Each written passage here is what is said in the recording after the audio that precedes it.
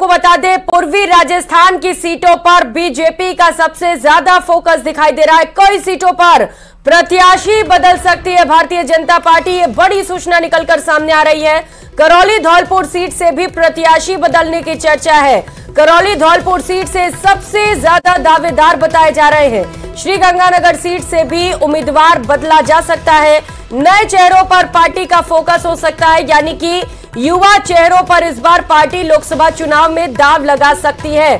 लोकसभा चुनाव महासंग्राम 2024 से जुड़ी इस वक्त की ये सबसे बड़ी खबर।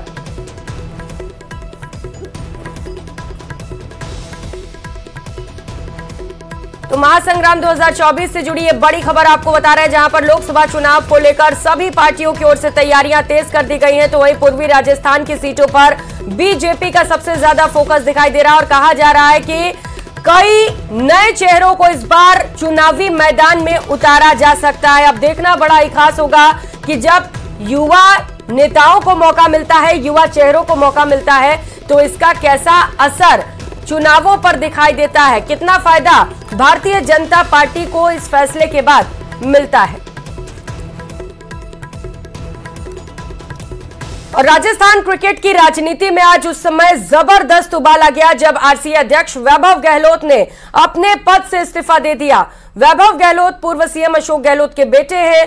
वे 2 साल पहले लगातार दूसरी बार आरसीए के अध्यक्ष चुने गए थे। सूबे में बीजेपी की सरकार के आने के बाद हाल ही में राजस्थान क्रिकेट की राजनीति उस समय गर्मा गई थी, जब बीजेपी के दिग्गज नेता राजेंद्र राठौड़ के बेटे पराक्रम सिंह ने चूरू संघ से निर्विरोध अध्यक्ष निर्वाचित होकर आरसीए की पॉलिटिक्स में एंट्री ली थी।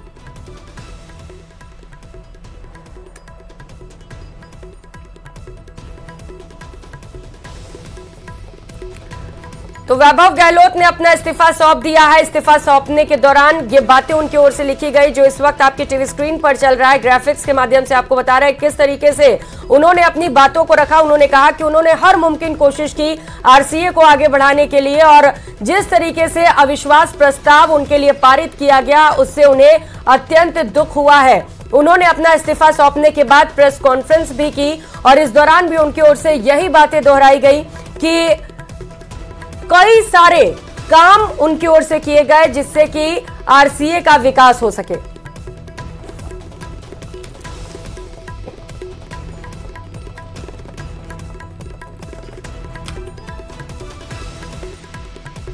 देखिए, जिस तरह से सरकार ने आपको ध्यान है सबको, 3 दिन पहले भी जिस तरीके से आरसीए एकेडमी में और स्टेडियम के अंदर ताले लगाए, मुझे उस वक्त ही ये लगा था कि जिस तरीके से ये कार्रवाई की गई बिना कोई समय दिए गए और आनन फानन में, जिस तरीके से आनन फानन में ये कार्रवाई की गई, ये जांच कराएं वो, उसमें कोई तकलीफ नहीं। सरकार को पूरा अधिकार है कि वो जांच कराए, निश्चित तौर पे कराए अगर उनको ऐसा लगता है।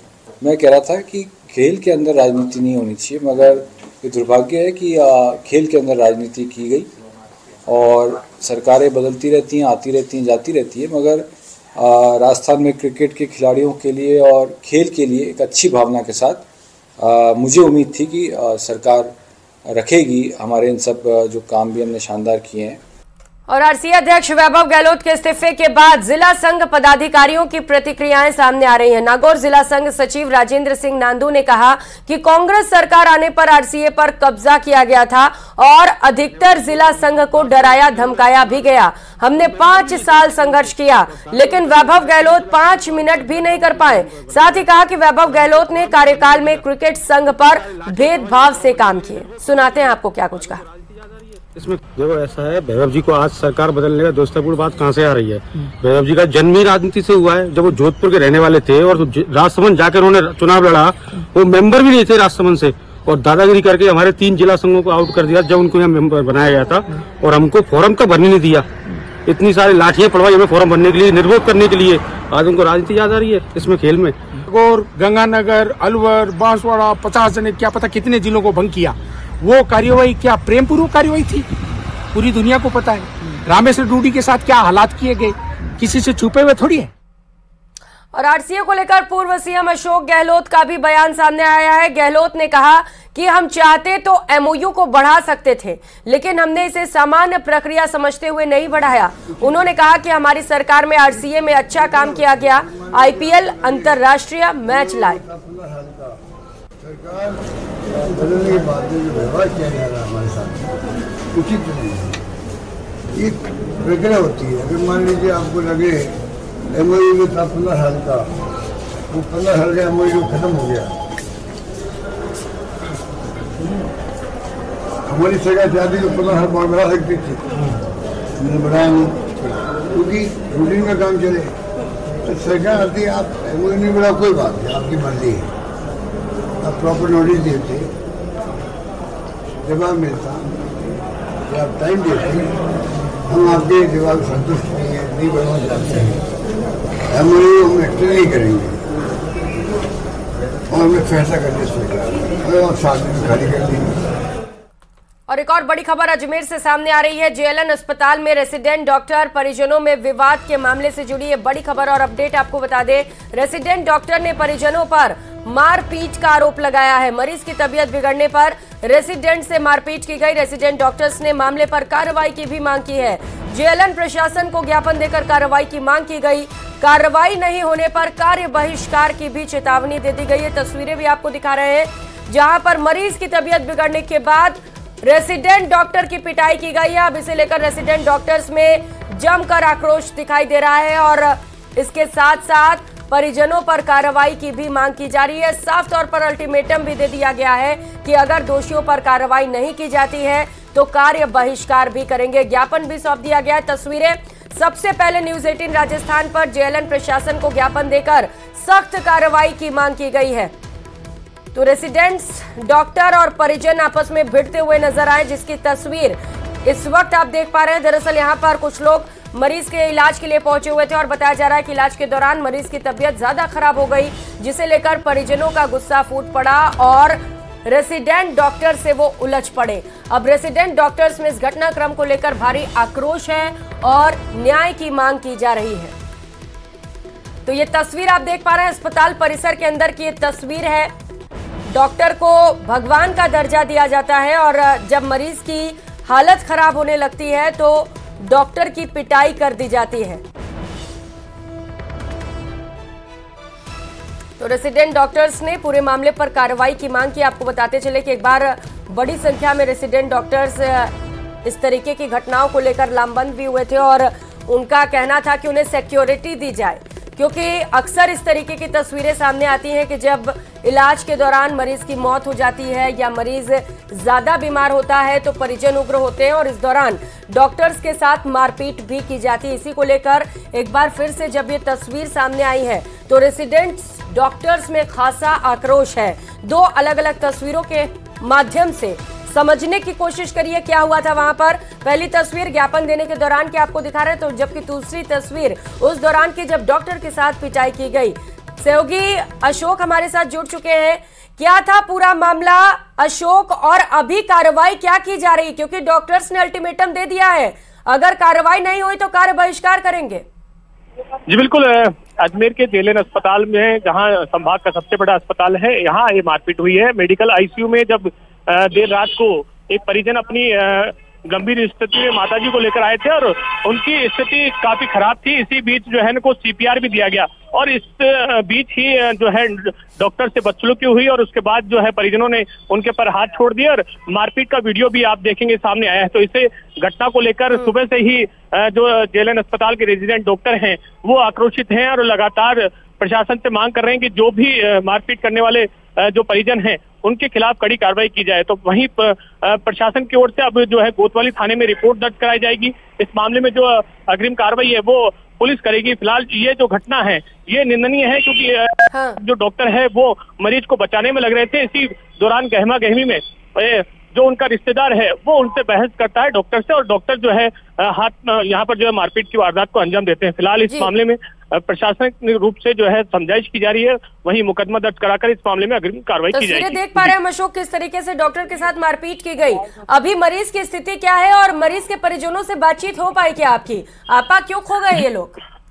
जी बिल्कुल, मरीज देर रात को पहुंचा था। इसी दौरान उनके परिजन जो हैं उनको लेकर पहुंचे थे। स्थिति काफी खराब थी और सीपीआर जो है डॉक्टर की ओर से दी गई थी। उसके बाद वापस जो है उनको सांस आई। क्या कार्रवाई की जाती है पूरे मामले पर? शुक्रिया आपका। सीधे आपको जयपुर लिए चलते हैं, जहां पर युवती से दुष्कर्म और उसके बाद उसके ऊपर हमला करने के मामले को लेकर मंत्री राज्यवर्धन सिंह राठौड़ इस वक्त ट्रॉमा सेंटर पहुंचे हुए हैं। मंत्री राज्यवर्धन सिंह राठौड़ ट्रॉमा सेंटर पहुंचे हुए, जिसकी एक्सक्लूसिव तस्वीरें इस वक्त आप देख पा रहे हैं, जहां पर सबसे पहले एक युवती के साथ दुष्कर्म किया जाता है और उसके बाद उसे जान से मारने की भी कोशिश होती है। फिलहाल युवती का इलाज चल रहा है। आपको बताते चले कि इससे पहले कांग्रेस ने कमेटी का गठन किया था, जहां पर 4 सदस्यीय टीम युवती का हालचाल जानने के लिए और इस पूरे मामले को बारीकी से समझने के लिए अस्पताल पहुंची थी। और इस वक्त राज्यवर्धन सिंह राठौड़ पहुंचे हुए हैं अस्पताल के अंदर, जिसकी एक्सक्लूसिव तस्वीर आपको दिखा रहे हैं। डॉक्टर से युवती के हेल्थ को लेकर अपडेट ले रहे हैं।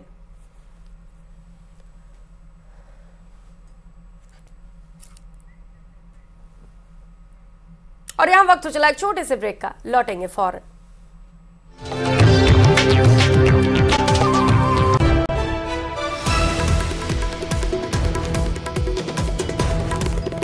और मुंबई से इस वक्त दुखद खबर सामने आ रही है।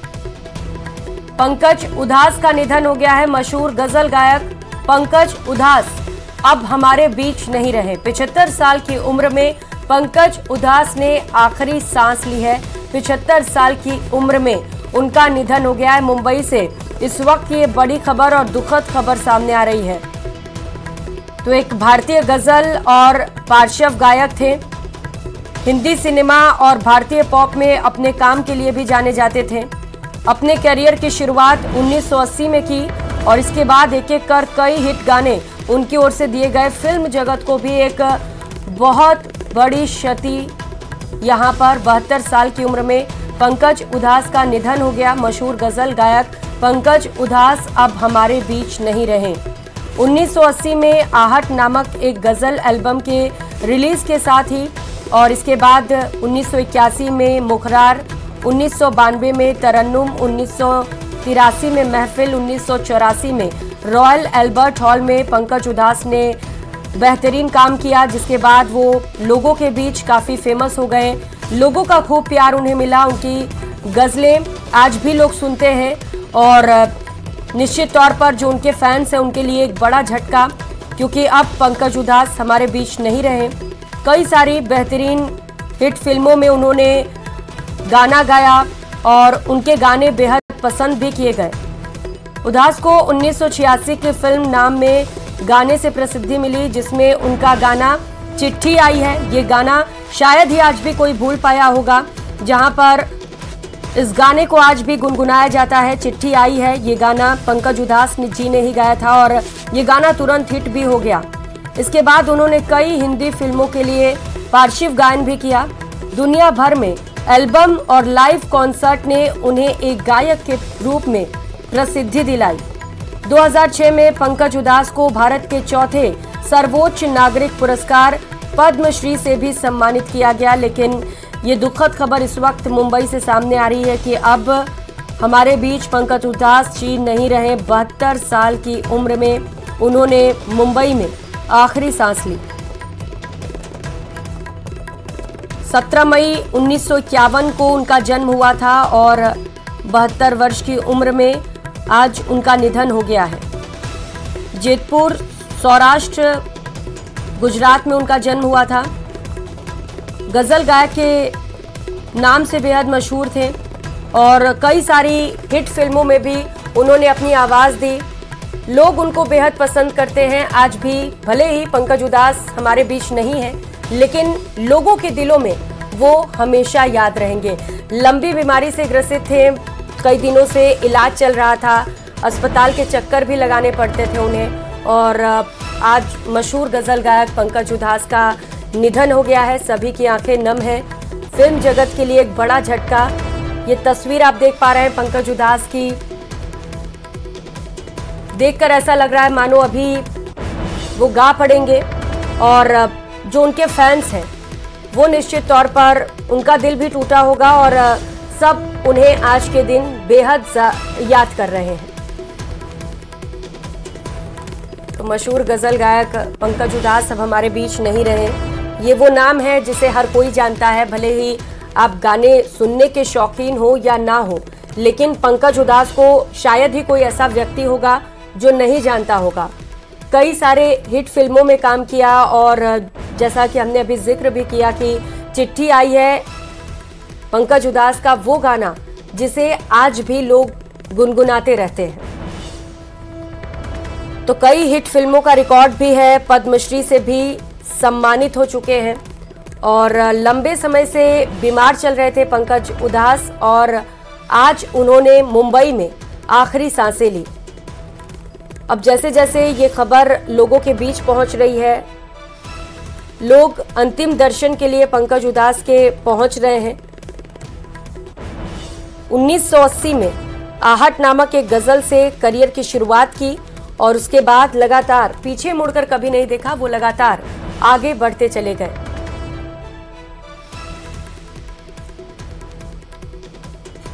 तो पंकज उधास का निधन हो गया है। अब पंकज उधास जी हमारे बीच नहीं रहे। मशहूर गजल गायक पंकज उधास का निधन हुआ है। ये बड़ी सूचना इस वक्त निकलकर सामने आ रही है। महज 72 साल उनकी उम्र और लंबे वक्त से वो बीमार थे, जिसे लेकर परेशान भी थे पंकज उधास और कई बार अस्पतालों के चक्कर काट रहे थे।